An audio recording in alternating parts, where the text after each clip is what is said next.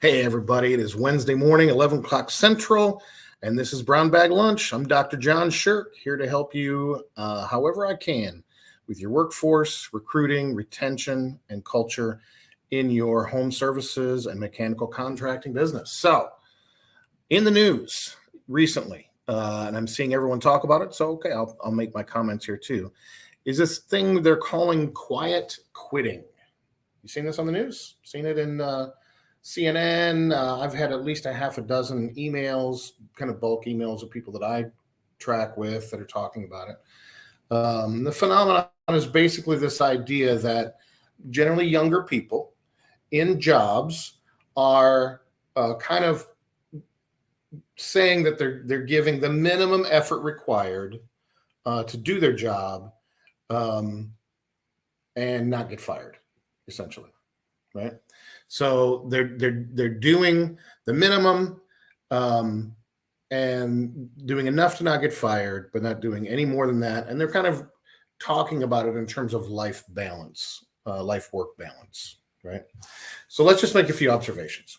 Number one, there's plenty of research that shows someone who is working this way is creating a path in which they're just deeply dissatisfied.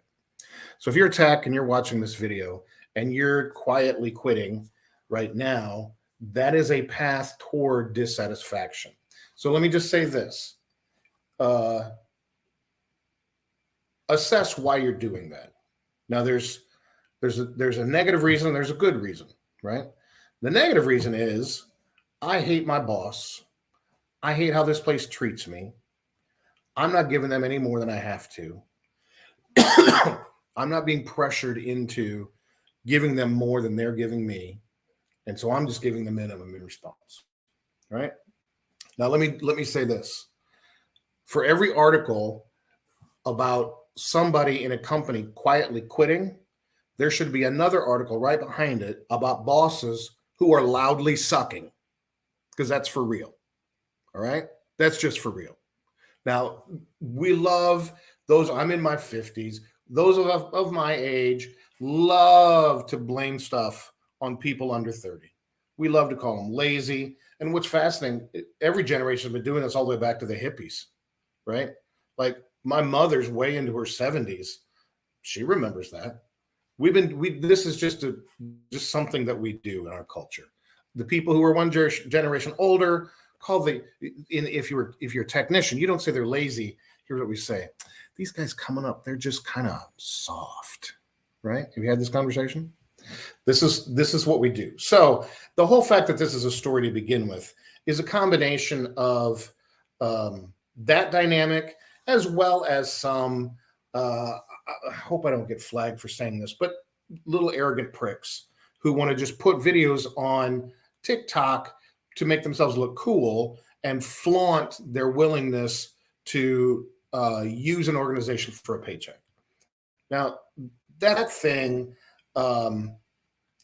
you're going to get your just desserts. If that's really all that's happening and the company is good to you, they're giving you the right stuff, and you just because you can want to flaunt that behavior because they can't stop you and it's low unemployment and you're just going to work it, then shame on you. Right. But I don't think that's the majority of these people that we're referring to as quietly quitting. It's just that those guys make TikTok videos, so they're easy to put on a CNN piece, and it doesn't reflect the larger dynamic, which is I have to manage the level of discretionary effort I give as a frontline employee to what you're giving back. And there are too many employers who say, I did everything I'm going to do for you the last time I ran payroll, but you need to do everything for me, right? And if you're younger, well, hey, this is how you prove that you really want to be here. This is how you prove that you want to have a career. And a lot of that is BS. I'm sorry, it is. You don't go to any other customer in your organization and say, well, you owe me $10,000, but if you really want to have me, you should pay me $12,000. We don't treat other relationships this way, and you shouldn't treat your employees that way. Right? At the same time, there is an appropriate wage for what they're giving you, right? And they should be paid that. And this kind of above and beyond thing now, and if if you're younger and you want to do this and you want to give that in order to say prove yourself, if you want to uh, if you want to take those kind of actions, let me tell you this. Here's the ways you should express that. Where do you put this above and beyond? One of the ways you can do it is say, hey boss, where does it hurt? How can I help? You need me to come here on Saturday off the clock and help me move some furniture? I'm here. Tell me whatever you want. That is an option, right?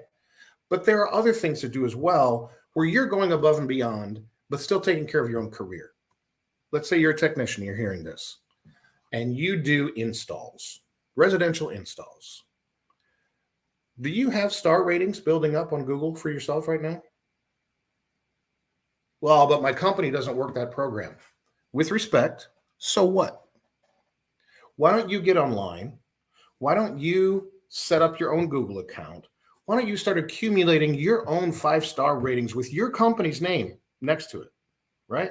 But your name too, and start building a reputation for yourself, and then watch what happens when people start calling in and asking for you to do their install. You watch what happens. Now, this is extra effort. You don't have to do this. It's not like if you don't do it, you're going to be fired. But put your discretionary effort into something that also builds your reputation as a professional, as someone customers want.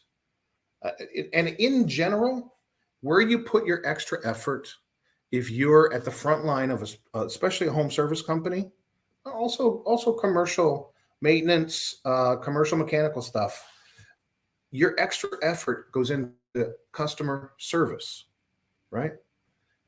I say this all the time, and I wish I could just put it in a needle and inject it into every technician in America. Your career path is in customer service. You're not in the air conditioning business. You're in the customer service business, right? You just have to really be knowledgeable about air conditioning so you can deliver that service.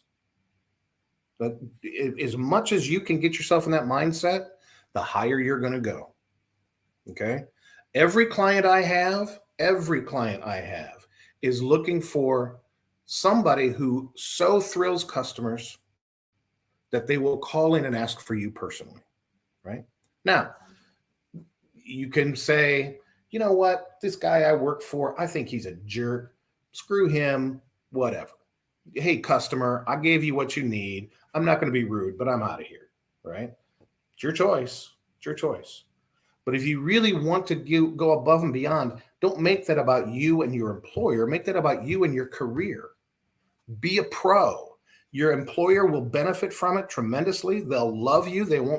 You definitely won't be quietly quitting while you're doing it. But when the time comes for you to go to another employer, you get to take that reputation with you, right?